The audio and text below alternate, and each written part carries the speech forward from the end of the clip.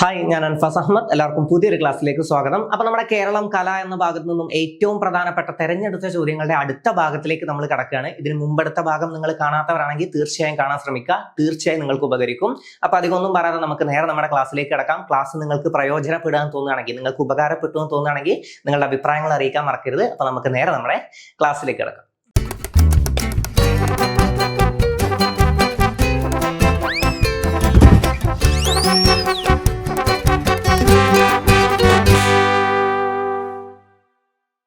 അപ്പൊ നമുക്ക് നോക്കാം. കേരളം കല. സ്ത്രീകൾ മാത്രം പങ്കെടുക്കുന്ന നൃത്തം ഏതാണ്? മോഹിനിയാട്ടമാണ് കേട്ടോ. സ്ത്രീകൾ മാത്രം പങ്കെടുക്കുന്ന നൃത്തമാണ് മോഹിനിയാട്ടം. നമുക്കറിയാലോ, സ്ത്രീകൾ മാത്രം പങ്കെടുക്കുന്ന നൃത്തമാണ് മോഹിനിയാട്ടം, അല്ലെ? മോഹിനിയാട്ടത്തെ പ്രോത്സാഹിപ്പിച്ച തിരുവിതാംകൂർ ഭരണാധികാരിയൊക്കെ ചോദ്യം വരാറുണ്ട്. ആരാണ്? സ്വാതി തിരുനാളാണ്. സ്വാതി തിരുനാൾ. ഓക്കെ, സ്വാതി തിരുനാളാണ് മോഹിനിയാട്ടത്തെ പ്രോത്സാഹിപ്പിച്ച തിരുവിതാംകൂർ ഭരണാധികാരി. കഥകളിയുടെ സുവർണ കാലഘട്ടം, അങ്ങനെ ഒരു ചോദ്യം വരാറുണ്ട്. കഥകളിയുടെ സുവർണ കാലഘട്ടം എന്നറിയപ്പെടുന്നത് ആരുടെ ഭരണകാലമാണെന്ന് ചോദിച്ചാൽ ഉത്രം തിരുനാളിന്റെയാണ്. ഓക്കെ, ഉത്രം തിരുനാളിന്റെ ഭരണകാലമാണ് കഥകളിയുടെ സുവർണ കാലഘട്ടം എന്നറിയപ്പെടുന്നത്. കഥകളിയുടെ സുവർണ കാലഘട്ടം എന്നറിയപ്പെടുന്നത് ഉത്രം തിരുനാളിന്റെ ഭരണകാലമാണ്. മോഹിനിയാട്ടത്തെ പ്രോത്സാഹിപ്പിച്ച തിരുവിതാംകൂർ ഭരണാധികാരി ആരാന്ന് ചോദിച്ചാൽ സ്വാതി തിരുനാളാണ്, അല്ലെ? സ്വാതി തിരുനാൾ. ദക്ഷിണ ഭോജൻ, ഗർഭശ്രീമാൻ എന്നൊക്കെ അറിയപ്പെടുന്നത് ആരാന്ന് വെച്ചാൽ സ്വാതി തിരുനാളാണ്. ഈ സ്വാതി തിരുനാളിന്റെ ഭരണകാലമാണ് തിരുവിതാംകൂറിന്റെ സുവർണ കാലഘട്ടം എന്നറിയപ്പെടുന്നത്. അപ്പൊ ചോദ്യം വരും, തിരുവിതാംകൂറിന്റെ സുവർണ കാലഘട്ടം എന്നറിയപ്പെടുന്നത് ആരുടെ ഭരണകാലമാണെന്ന് വെച്ചാൽ സ്വാതി തിരുനാളിന്റെയാണ്. ഓക്കെ, സ്വാതി തിരുനാൾ. അദ്ദേഹമാണ് ഗർഭശ്രീമാൻ, ദക്ഷിണ ഭോജൻ എന്നിങ്ങനെ അറിയപ്പെടുന്നത്. അപ്പൊ അതും ജസ്റ്റ് ഒന്ന് അറിഞ്ഞു വെക്കാം. അപ്പൊ എന്താണ്? സ്ത്രീകൾ മാത്രം പങ്കെടുക്കുന്ന നൃത്തമാണ് മോഹിനിയാട്ടം. ഓക്കെ, മോഹിനിയാട്ടത്തിന്റെ മാതാവ് എന്നറിയപ്പെടുന്നത് ആരാണ്? കലാമണ്ഡലം കല്യാണിക്കുട്ടി അമ്മയാണ്, അല്ലെ? കലാമണ്ഡലം കല്യാണിക്കുട്ടി അമ്മയാണ് മോഹിനിയാട്ടത്തിന്റെ മാതാവ് എന്നറിയപ്പെടുന്നത്. നിങ്ങൾക്ക് ഈ നോട്ട്സ് വേണമെങ്കിൽ നമ്മുടെ ടെലിഗ്രാം ചാനലിൽ ജോയിൻ ചെയ്യാം. നമ്മൾ ഓരോ ക്ലാസിന്റെയും നോട്ട്സ് നമ്മുടെ ടെലിഗ്രാം ചാനലിൽ അപ്ഡേറ്റ് ചെയ്യുന്നതാണ്. അപ്പൊ ടെലിഗ്രാം ചാനലിൽ ജോയിൻ ചെയ്യാത്തവരാണെങ്കിൽ എത്രയും പെട്ടെന്ന് ജോയിൻ ചെയ്യാം. കമന്റ് ബോക്സിൽ നമ്മൾ അതിന്റെ ലിങ്ക് കൊടുത്തിട്ടുണ്ട്. ഓക്കെ, അപ്പോ മോഹിനിയാട്ടത്തിന്റെ മാതാവ് എന്നറിയപ്പെടുന്നത് പഠിച്ചു വെച്ചോ, ഇത് ഇമ്പോർട്ടന്റ് ആണ്. ഓക്കെ, മോഹിനിയാട്ടത്തിന്റെ മാതാവ് എന്നറിയപ്പെടുന്നത് ആരാണ്? കലാമണ്ഡലം കല്യാണിക്കുട്ടിയമ്മ. അപ്പൊ മോഹിനിയാട്ടത്തിന്റെ മാതാവ് കലാമണ്ഡലം കല്യാണിക്കുട്ടിയമ്മ. മോഹിനിയാട്ടത്തിന്റെ മാതാവ് കലാമണ്ഡലം കല്യാണിക്കുട്ടിയമ്മ. സ്ത്രീകൾ മാത്രം പങ്കെടുക്കുന്ന നൃത്തമാണ് മോഹിനിയാട്ടം. സ്ത്രീകൾ മാത്രം പങ്കെടുക്കുന്ന നൃത്തം ഏതാണ്? മോഹിനിയാട്ടമാണ്. പിന്നെ മോഹിനിയാട്ടത്തിന്റെ മാതാവാണ് കലാമണ്ഡലം കല്യാണിക്കുട്ടിയമ്മ. മോഹിനിയാട്ടത്തെ കുറിച്ച് പരാമർശമുള്ള തുള്ളൽ പാട്ടായ ഘോഷയാത്ര രചിച്ചത് ആരാണ്? അത് കുഞ്ചൻ നമ്പ്യാരാണ്. നമുക്ക് തുള്ളൽ വെച്ചിട്ട് തന്നെ കണക്ട് ചെയ്യാം. ഏതാണ്? തുള്ളൽ പാട്ടായ എന്ന് കൊടുത്തിട്ടുണ്ട്. തുള്ളൽ പാട്ടായ ഘോഷയാത്ര രചിച്ചത് ആരാണ്? കുഞ്ചൻ നമ്പ്യാരാണ്. ആരാണ്? കുഞ്ചൻ നമ്പ്യാർ. അപ്പൊ തുള്ളലിന് കണ്ടാ കിട്ടൂലേ? ആരാണ്? കുഞ്ചൻ നമ്പ്യാരാണെന്ന് നമുക്ക് കിട്ടണം. അപ്പൊ ഘോഷയാത്ര രചിച്ചത്, തുള്ളൽ കൃതിയായ ഘോഷയാത്ര രചിച്ചത് ആരാന്ന് ചോദിച്ചത് ആരാണ്? കുഞ്ചൻ നമ്പ്യാറാണ്. ഓക്കെ, അപ്പൊ ഘോഷയാത്ര രചിച്ചത് കുഞ്ചൻ നമ്പ്യാർ. ഘോഷയാത്ര കുഞ്ചൻ നമ്പ്യാറാണ് രചിച്ചത്. അപ്പൊ മോഹിനിയാട്ടത്തിന്റെ മാതാവ് ആരാന്ന് ചോദിച്ചാൽ കലാമണ്ഡലം കല്യാണിക്കുട്ടി അമ്മയാണ്. ഓക്കെ, സ്ത്രീകൾ മാത്രം പങ്കെടുക്കുന്ന നൃത്തമാണ് മോഹിനിയാട്ടം. മോഹിനിയാട്ടത്തിന്റെ മാതാവ് ഒരിക്കൽ കൂടെ പഠിച്ചോ, ആരാണ്? കലാമണ്ഡലം കല്യാണിക്കുട്ടി അമ്മയാണ് മോഹിനിയാട്ടത്തിന്റെ മാതാവ് എന്നറിയപ്പെടുന്നത്. ഓക്കെ, അടുത്തത് നോക്കാം. മോഹിനിയാട്ടത്തെ കുറിച്ച് രേഖാമൂലമായ ആദ്യ പരാമർശം കാണുന്ന കൃതിയായ, അപ്പൊ ആദ്യ പരാമർശം കാണുന്ന കൃതി ഏതാന്ന് വെച്ചാൽ ഏതാണ്? വ്യവഹാരമാല. ഓക്കെ, മോഹിനിയാട്ടത്തെ കുറിച്ച് രേഖാമൂലമായ ആദ്യ പരാമർശം കാണുന്നത് ഏത് കൃതിയിലാണെന്ന് ചിലപ്പോൾ ചോദ്യം വരും. അപ്പൊ ചോദ്യങ്ങൾ തിരിച്ചും മറിച്ചൊക്കെ വരും. പോയിന്റ് പഠിച്ചു വെക്കുക. വ്യവഹാരമാലയാണ്. അത് രചിച്ചത് ആരാന്ന് ചോദിച്ചാൽ മഴമംഗലം നാരായണൻ നമ്പൂതിരിപ്പാടാണ്. ഓക്കെ, മഴമംഗലം നാരായണൻ നമ്പൂതിരിപ്പാട്. വ്യവഹാരമാല രചിച്ചത് ആരാണ്? മഴമംഗലം നാരായണൻ നമ്പൂതിരിപ്പാട്. വ്യവഹാരമാല, മാല വെച്ചിട്ട് മംഗലം, അല്ലെ? മംഗലം കണക്ട് ചെയ്യുക. ഓക്കെ, അപ്പൊ മംഗലത്തിനെ ഒക്കെ ഒന്ന് കണക്ട് ചെയ്ത് വെക്കുക കേട്ടോ. മംഗലം കഴിക്കുന്നതൊക്കെ കണക്ട് ചെയ്ത് വെക്കുക. അപ്പൊ മാല മഴമംഗലം നാരായണൻ നമ്പൂതിരിപ്പാട്. വ്യവഹാരമാല രചിച്ചത് മഴമംഗലം നാരായണൻ നമ്പൂതിരിപ്പാട്. അവിടെ വേറൊരു പോയിന്റ് കൂടെ നമുക്ക് പഠിക്കാണ്ട്. എന്താണ് രേഖാമൂലമായ ആദ്യ പരാമർശം? ഇതിനെ കുറിച്ച്, മോഹിനിയാട്ടത്തെ കുറിച്ച് രേഖാമൂലമായ ആദ്യ പരാമർശം കാണുന്നത് എവിടെയാണ്? വ്യവഹാരമാല എന്ന കൃതിയിലാണ്. ഓക്കെ, വ്യവഹാരമാല എന്ന കൃതിയിലാണ്. അത് രചിച്ചത് ആരാന്ന് വെച്ചാൽ വ്യവഹാരമാല, മാല വെച്ച് കണക്ട് ചെയ്യുക. മഴമംഗലം നാരായണൻ നമ്പൂതിരിപ്പാട്. കിട്ടുമല്ലോ, മഴമംഗലം നാരായണൻ നമ്പൂതിരിപ്പാടാണ് വ്യവഹാരമാല രചിച്ചത്. ഘോഷയാത്ര രചിച്ചത് ആരാന്ന് വെച്ചാൽ അത് ആരാണ്? കുഞ്ചൻ നമ്പ്യാരാണ് അല്ലെ. തുള്ളൽ കൃതിയായ ഘോഷയാത്ര രചിച്ച ആരാന്ന് ചോദിച്ചാൽ തുള്ളലിന് വെച്ച് കണക്ട് ചെയ്യുക. തുള്ളൽ ആരാണ്? കുഞ്ചൻ നമ്പ്യാർ. തുള്ളലിന് വെച്ച് നമുക്ക് കിട്ടും, അത് കുഞ്ചൻ നമ്പ്യാരാണ്. ഓക്കെ, അപ്പൊ ഘോഷയാത്ര ആരാണ്? കുഞ്ചൻ നമ്പ്യാർ. വ്യവഹാരമാല ആരാണ്? മഴമംഗലം നാരായണൻ നമ്പൂതിരിപ്പാട്. അപ്പൊ അതും കിട്ടി. കേരളത്തിലെ ഏക ശാസ്ത്രീയ സ്ത്രീ നൃത്തകല ഏതാണ്? മോഹിനിയാട്ടമാണ്. കേരളത്തിലെ ഏക ശാസ്ത്രീയ സ്ത്രീ നൃത്തകല ഏതാന്ന് ചോദിച്ചാൽ മോഹിനിയാട്ടമാണ്. കേരളത്തിലെ തനത് ലാസ്യ നൃത്തരൂപം ഇമ്പോർട്ടന്റ് ആണ്. കേരളത്തിലെ തനത് ലാസ്യ നൃത്ത കലാരൂപം ഏതാന്ന് ചോദിച്ചാൽ അതേതാണ്? മോഹിനിയാട്ടം. ഓക്കെ, ഏതാണ്? മോഹിനിയാട്ടമാണ്. നമുക്കറിയാലോ കേരളത്തിലെ തനത് ലാസ്യ നൃത്ത കലാരൂപം ഏതാണ്? ചോദിച്ചാൽ അതേതാണ്? മോഹിനിയാട്ടമാണ്. ഏതാണ്? മോഹിനിയാട്ടം. കേരളത്തിലെ തനത് ലാസ്യ നൃത്ത കലാരൂപം പഠിച്ചു വെച്ചോ, അത് ഇമ്പോർട്ടന്റ് ആണ്. ഓക്കെ, ബേസിക് ആയിട്ടുള്ള ഒരു പോയിന്റ് ആണെങ്കിലും ഒരുപാട് തവണ റിപ്പീറ്റ് ചെയ്യാൻ ചാൻസ് ഉള്ള ഒരു സാധനമാണ്. കേരളത്തിലെ തനത് ലാസ്യ നൃത്ത കലാരൂപം ഏതാണ്? മോഹിനിയാട്ടമാണ്. ഓക്കെ, അപ്പൊ വ്യവഹാരമാല ഇനി കിട്ടുമല്ലോ. വ്യവഹാരമാല, മഴമംഗലം മാല എന്ന് കണ്ട മംഗലം ആലോചിക്കാം. മഴമംഗലം നാരായണൻ നമ്പൂതിരിപ്പാടാണ്. അടുത്തത് നോക്കാം. കലാമണ്ഡലത്തിലെ ആദ്യത്തെ മോഹിനിയാട്ടം വിദ്യാർത്ഥിനി ആരാണ്? മുളയ്ക്കൽ തങ്കമണിയാണ്. കലാമണ്ഡലത്തിലെ ആദ്യത്തെ മോഹിനിയാട്ടം വിദ്യാർത്ഥിനി ആരാണ്? മുളയ്ക്കൽ തങ്കമണി. കലാമണ്ഡലത്തിലെ ആദ്യത്തെ മോഹിനിയാട്ടം വിദ്യാർത്ഥിനിയാണ് മുളയ്ക്കൽ തങ്കമണി. സ്വാതി തിരുനാളിന്റെ കാലത്ത് പുത്തൻ ഉണർവ് ഉണ്ടായ മോഹിനിയാട്ടത്തിന് അധപ്പതനം സംഭവിച്ചത്. ഞാൻ പറഞ്ഞു മോഹിനിയാട്ടത്തെ പ്രോത്സാഹിപ്പിച്ചതായിരുന്നൊക്കെ ചോദ്യം വന്നാൽ അത് സ്വാതി തിരുനാളാണ് അല്ലെ. സ്വാതി തിരുനാളാണ്. അപ്പൊ സ്വാതി തിരുനാളിന്റെ കാലത്ത് പുത്തൻ ഉണർവ് ഉണ്ടായ മോഹിനിയാട്ടത്തിന് അധപ്പതനം സംഭവിച്ചത് ഏത് തിരുവിതാംകൂർ രാജാവിന്റെ കാലത്താണെന്ന് ചോദിച്ചാൽ ഉത്രം തിരുനാളിന്റെ കാലത്താണ്. കഥകളിയുടെ സുവർണ കാലഘട്ടം എന്നറിയപ്പെടുന്നത് ഉത്രം തിരുനാളിന്റെ ഭരണകാലമാണ്. അപ്പൊ കഥകളിയുടെ സുവർണ കാലഘട്ടമാണ്. മോഹിനിയാട്ടത്തിന് ആ സമയത്ത് എന്ത് സംഭവിച്ചു? അധപ്പതനം സംഭവിച്ചു. അപ്പൊ ആരുടെ ഭരണകാലത്താണ്? അത് ഉത്രം തിരുനാളിന്റെ ഭരണകാലത്താണ്. ഈ ഉത്രം തിരുനാൾ വേറെയും കുറെ പഠിക്കാണ്ട്. ഒന്ന് പ്രധാനപ്പെട്ടത് കഥകളിയുടെ സുവർണ കാലഘട്ടം പഠിച്ചു വെക്കുക. പിന്നെ അതുപോലെ തന്നെ ചാന്നാർ സ്ത്രീകൾക്ക് മാറുമറക്കാനുള്ള സ്വാതന്ത്ര്യം നൽകിയത് അല്ലെ 1859 ചാന്നാർ ലഹള. 1859 ജൂലൈ 26 ചാന്നാർ സ്ത്രീകൾക്ക് മാറുമറക്കാനുള്ള സ്വാതന്ത്ര്യം ലഭിച്ചത്. ഇതൊന്ന് പഠിച്ചു വെച്ചോട്ടോ, ഇമ്പോർട്ടന്റ് ആണ്. ചാന്നാർ സ്ത്രീകൾക്ക് മാറുമറക്കാനുള്ള സ്വാതന്ത്ര്യം ലഭിച്ച ദിവസം ചോദിച്ചാൽ 1859 ജൂലൈ 26. അത് ചാന്നാർ സ്ത്രീകൾക്ക് മാറുമറക്കാനുള്ള സ്വാതന്ത്ര്യം നൽകിയത് ആരാന്ന് ചോദിച്ചാൽ അതാരാണ്? ഉത്രം തിരുനാളാണ്. ഓക്കെ, ഇനി ചാന്നാർ ലഹളക്ക് പ്രചോദനമേകിയ ആത്മീയ നേതാവ് ചിലപ്പോൾ ചോദ്യം വരും. അത് വൈകുണ്ഠ സ്വാമികളാണ്. ഓക്കെ, വൈകുണ്ഠ സ്വാമികൾ അതും പഠിച്ചു വെക്കുക. വൈകുണ്ഠ സ്വാമികളാണ് ചാന്നാർ ലഹളക്ക് പ്രചോദനമേകിയ ആത്മീയ നേതാവ്. അപ്പൊ ചാന്നാർ ലഹള വർഷം കിട്ടിയല്ലോ 1859 1859. എപ്പോഴും നമുക്ക് കേരളത്തിലെ പ്രധാനപ്പെട്ട സംഭവങ്ങൾ കാലഗണനാ ക്രമത്തിൽ എഴുതാൻ പറയുമ്പോൾ അതിൽ ഇത് ഉണ്ടാവും. 1859 ഈ വർഷം ഉണ്ടാവും ചാന്നാർ ലഹള.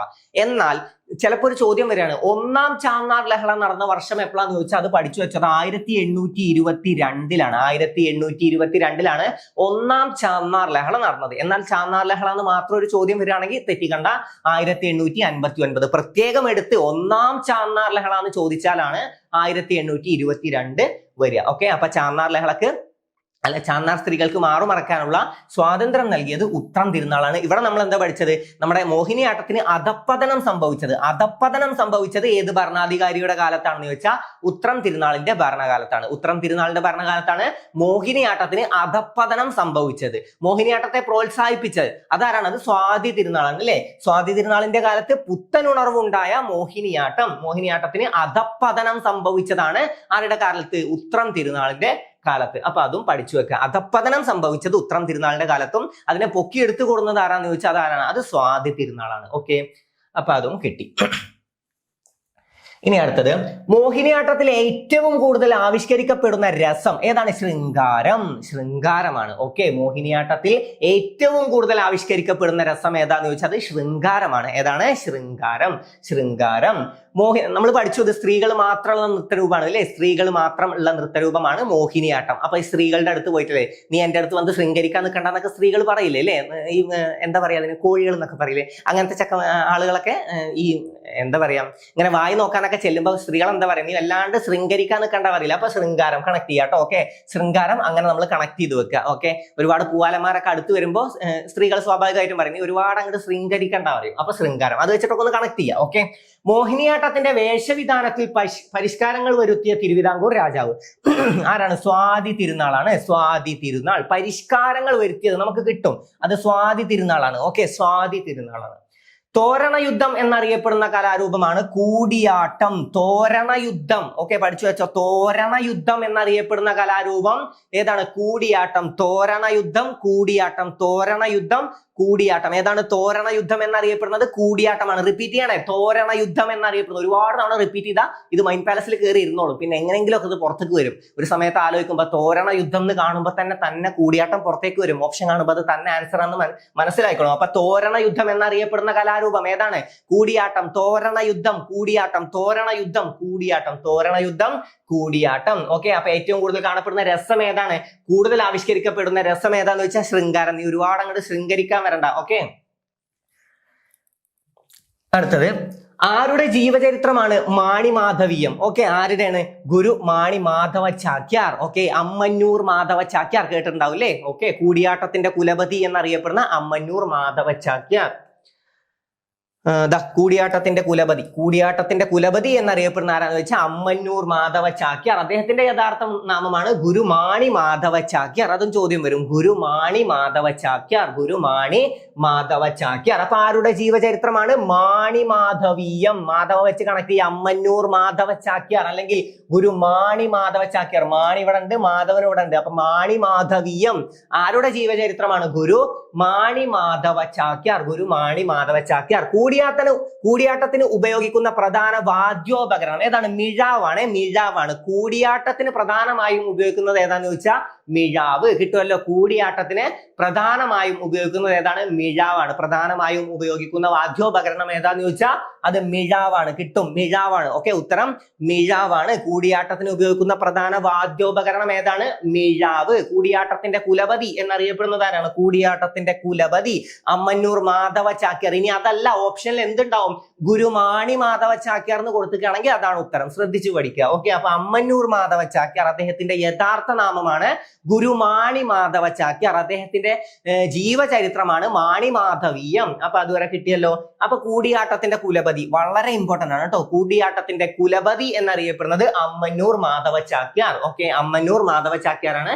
ഇനി ചിലപ്പോ മാണിമാധവീയം ആരുടെ ജീവചരിത്രമാണെന്ന് ചിലപ്പോ ചോദ്യം വരും. അപ്പൊ ശ്രദ്ധിച്ച് പഠിക്കുക. ഓക്കെ, ചിലപ്പോൾ റാങ്ക് മേക്കിംഗ് ചോദ്യമായിട്ടൊക്കെ വരാൻ ചാൻസ് ഉണ്ട്.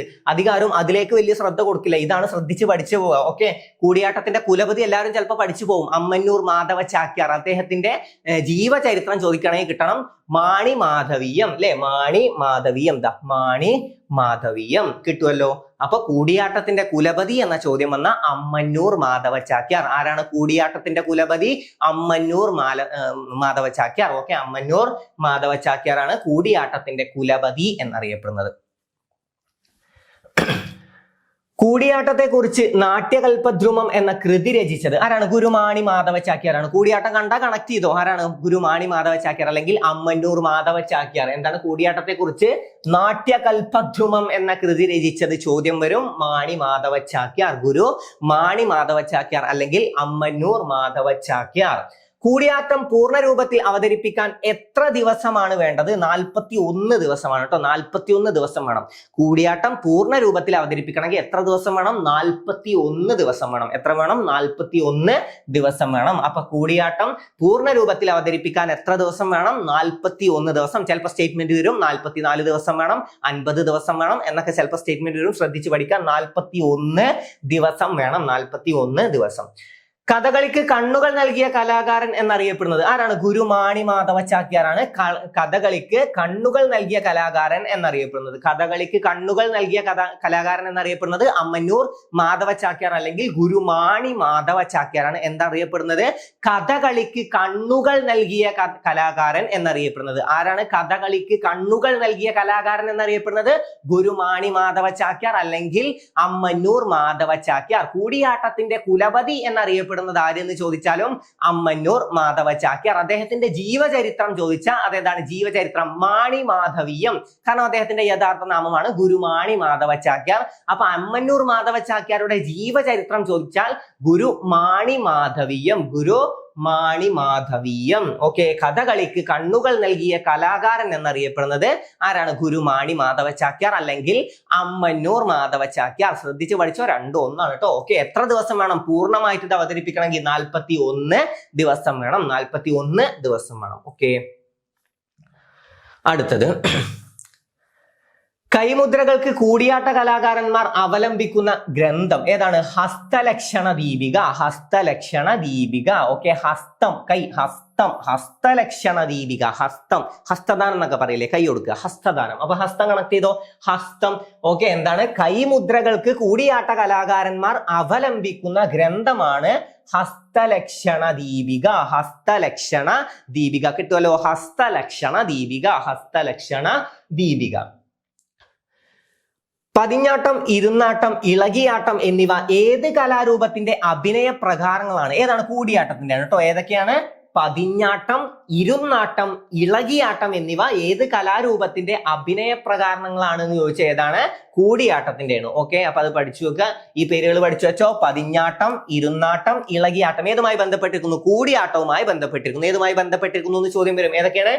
പതിഞ്ഞാട്ടം, ഇരുന്നാട്ടം, ഇളകിയാട്ടം. പതിഞ്ഞാട്ടം, ഇരുന്നാട്ടം, ഇളകിയാട്ടം ഏതാണ്? കൂടിയാട്ടം. ഓക്കെ. അപ്പൊ ഒക്കത്തിന് ഒപ്പം കണക്ട് ചെയ്യാൻ പറ്റും. ഒക്കെ ആട്ടങ്ങളാണ്. കൂടിയാട്ടം, ഇളകിയാട്ടം, ഇരുന്നാട്ടം, പതിഞ്ഞാട്ടം. ഓക്കെ. ഫുള്ള് ആട്ടങ്ങളാണ്. അപ്പൊ എന്താണ്? പതിഞ്ഞാട്ടം, ഇരുന്നാട്ടം, ഇളകിയാട്ടം, കൂടിയാട്ടം. ഏതുമായി ബന്ധപ്പെട്ടതാന്ന് വെച്ചാൽ കൂടിയാട്ടം. അപ്പൊ ഒന്നും കൂടെ പറയാം. പതിഞ്ഞാട്ടം, ഇരുന്നാട്ടം, ഇളകിയാട്ടം. ഉത്തരം കിട്ടുമല്ലോ. ആട്ടം കണക്ട് ചെയ്യുക. കൂടിയാട്ടം, ആട്ടം. ഓക്കെ. അപ്പൊ അതും കിട്ടി. ഓക്കെ. കൂടിയാട്ടത്തിൽ മലയാളത്തിൽ സംസാരിക്കാൻ അവകാശമുള്ള ഏക കഥാപാത്രം ആരാണ്? വിദൂഷകനാണ്. ഓക്കെ. വിദൂഷകനാണ് കേട്ടോ. മലയാളത്തിൽ സംസാരിക്കാൻ അവകാശമുള്ള ഏക കഥാപാത്രമാണ് വിദൂഷകൻ. അപ്പൊ കൂടിയാട്ടത്തിൽ മലയാളത്തിൽ സംസാരിക്കാൻ ആകെ കഴിയുന്നത് ഏത് കഥാപാത്രത്തിനാണെന്ന് ചോദ്യം വന്നാൽ വിദൂഷകനാണ്. വിദൂഷകന് മാത്രമേ അതില് മലയാളത്തിൽ സംസാരിക്കാൻ പറ്റുള്ളൂ. ഓക്കെ. വിദൂഷകന് മാത്രമേ മലയാളത്തിൽ സംസാരിക്കാൻ പാടുള്ളൂ. അവകാശമുള്ളത് ആർക്കാണ്? അവകാശമുള്ളത് വിദൂഷകനാണ്. ഓക്കെ. വിദൂഷകൻ. മലയാളത്തിൽ സംസാരിക്കാൻ അവകാശമുള്ളത് വിദൂഷകനാണ് കേട്ടോ. അപ്പോ പതിഞ്ഞാട്ടം, ഇരുന്നാട്ടം, ഇളകിയാട്ടം ഏതുമായി ബന്ധപ്പെട്ടതാണ്? കൂടിയാട്ടം. പതിഞ്ഞാട്ടം, ഇരുന്നാട്ടം, ഇളകിയാട്ടം, കൂടിയാട്ടം. ആട്ടം വെച്ച് കണക്ട് ചെയ്യാലോ. കിട്ടുമല്ലോ. ഓക്കെ. ഹസ്തലക്ഷണ ദീപിക പഠിച്ചു വെക്കണേ. ഹസ്തലക്ഷണ ദീപിക. അരങ്ങുവിധാനം, ഗോഷ്ഠി കാട്ടുക, അക്കിത്ത ചൊല്ലൽ, അരങ്ങു തളിക്കൽ എന്നിവ ഏത് കലാരൂപവുമായി ബന്ധപ്പെട്ടിരിക്കുന്ന പ്രധാന ചടങ്ങുകളാണ്? ഏതാണ്? അതും കൂടിയാട്ടവുമായി ബന്ധപ്പെട്ടതാണ്. എന്തൊക്കെയാണ്?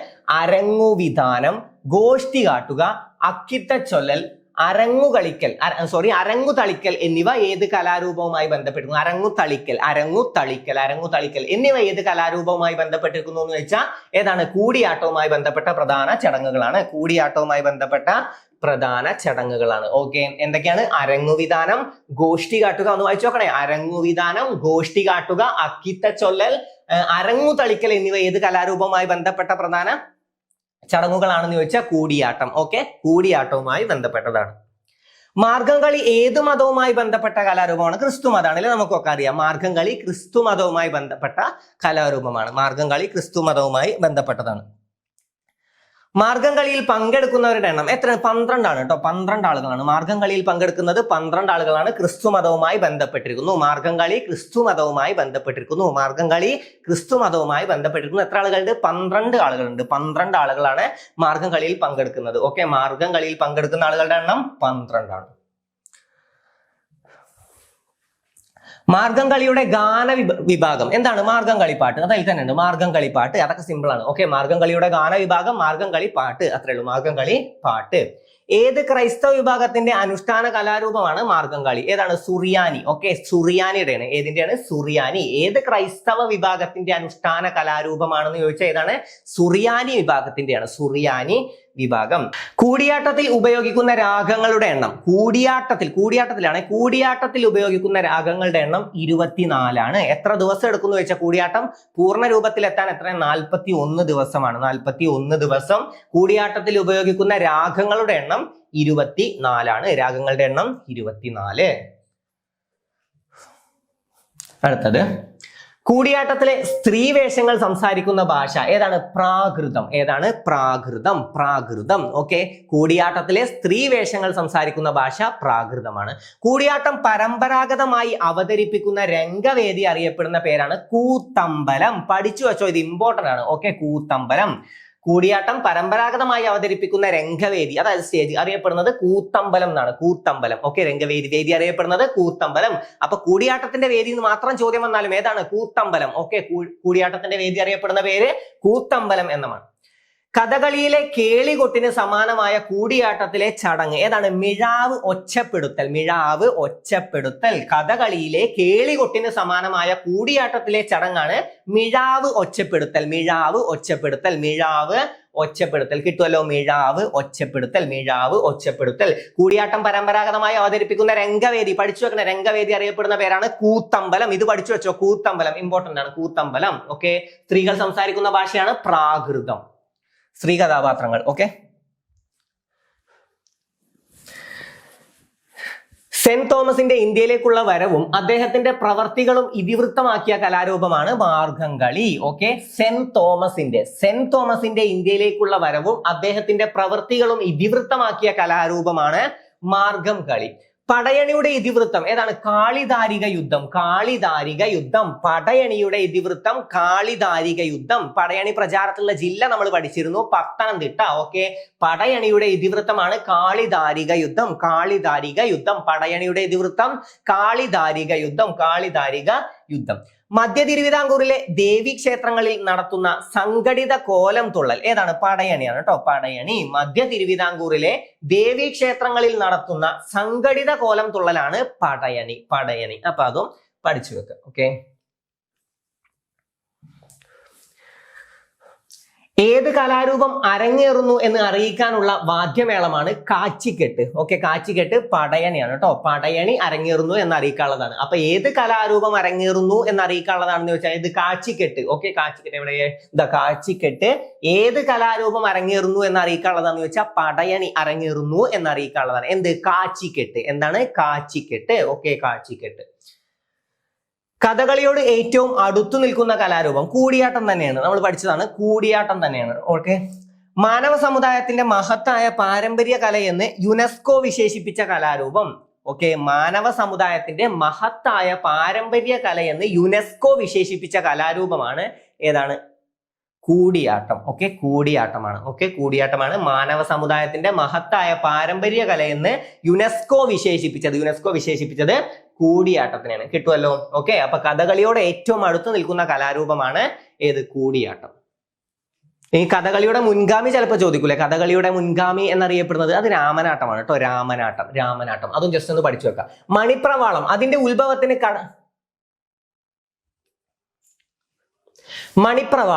ഉത്ഭവത്തിന് കടപ്പെട്ടിരിക്കുന്ന കലാരൂപം ഏതാണ്? കൂടിയാട്ടം. മണിപ്രവാളം അതിന്റെ ഉത്ഭവത്തിന് കടപ്പെട്ടിരിക്കുന്നത് കൂടിയാട്ടം. ലോക പൈതൃകമായി യുനെസ്കോ അംഗീകരിച്ച ആദ്യത്തെ ഭാരതീയ നൃത്തരൂപമാണ് കൂടിയാട്ടം. ഇത് ഇമ്പോർട്ടന്റ് ആണ്. ഓക്കെ, ലോക പൈതൃകമായി യുനെസ്കോ അംഗീകരിച്ച ആദ്യത്തെ ഭാരതീയ നൃത്തരൂപമാണ് കൂടിയാട്ടം. ഓക്കെ, കൂടിയാട്ടത്തിന്റെ കുലപതി ആരാണ്? അമ്മന്നൂർ മാധവ ചാക്യാർ.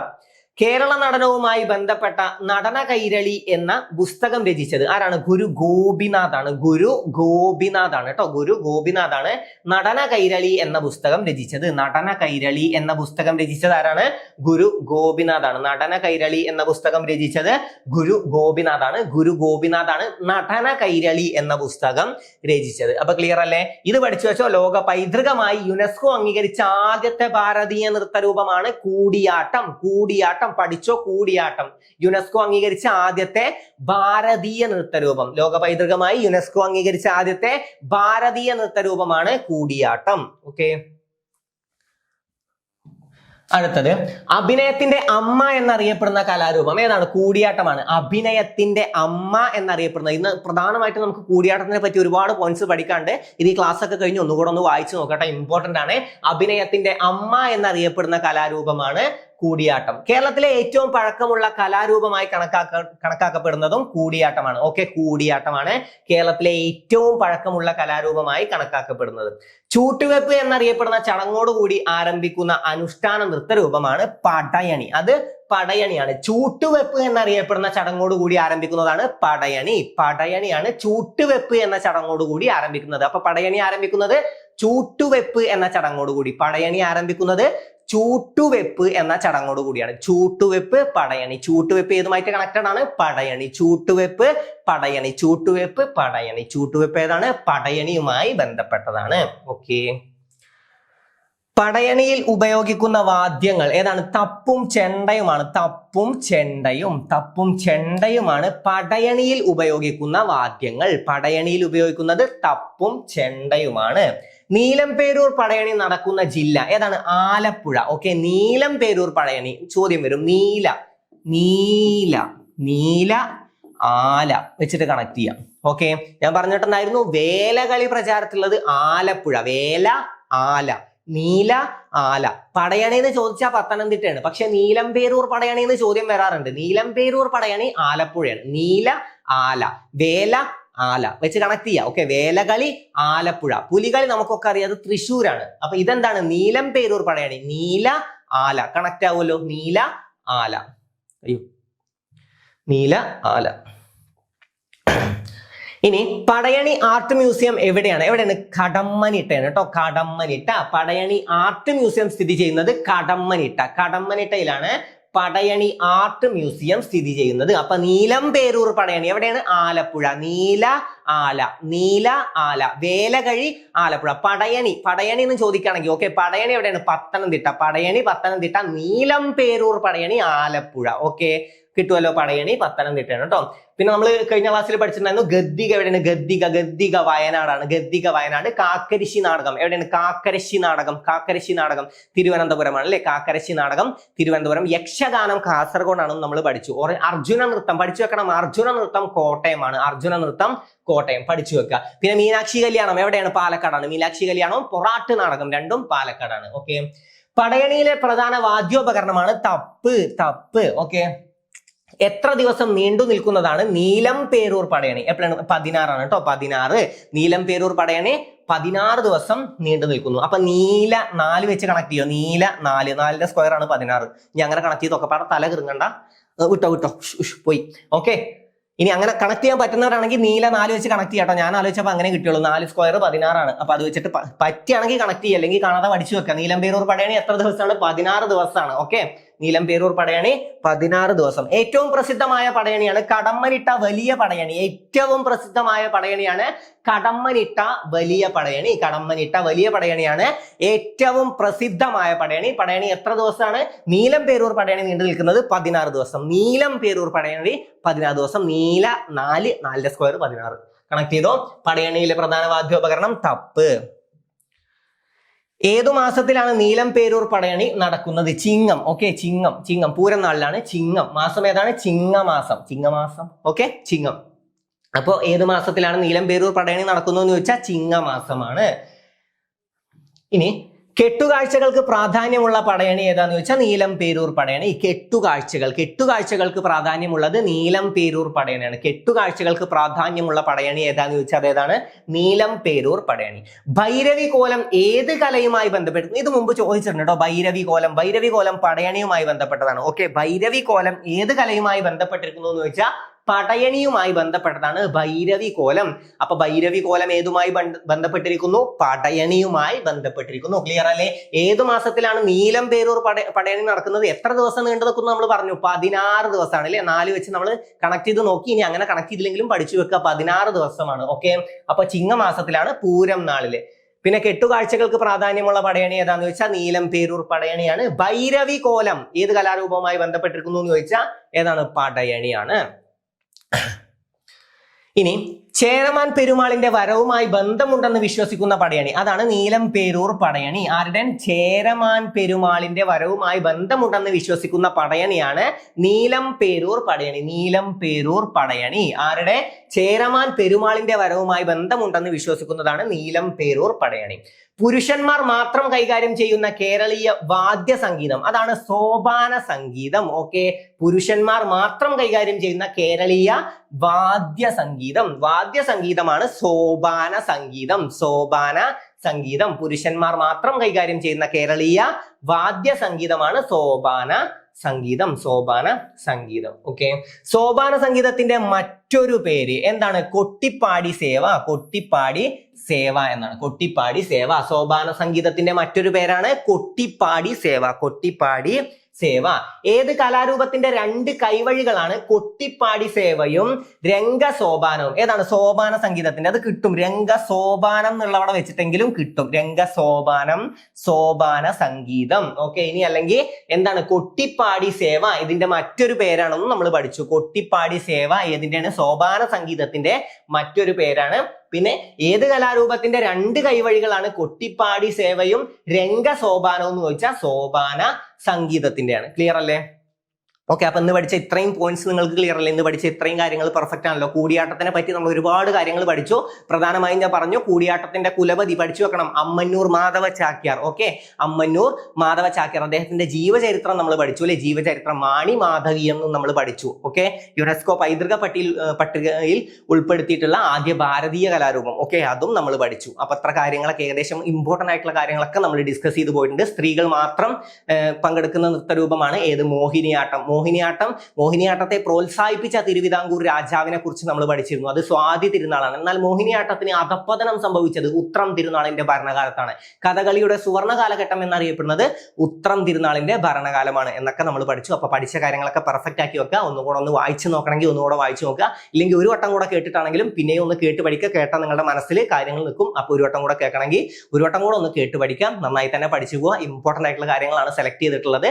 ഫുള്ള് PSC ബുള്ളറ്റിൽ നിന്നാണ് നമ്മൾ ഭൂരിഭാഗം കാര്യങ്ങളും സെലക്ട് ചെയ്തിട്ടുള്ളത്. അപ്പൊ അത്രയേറെ ഇമ്പോർട്ടൻസ് കൊടുത്ത് തന്നെ പഠിക്കുക. തീർച്ചയായിട്ടും ചോദിക്കാൻ ചാൻസ് ഉള്ള ഭാഗമാണ്.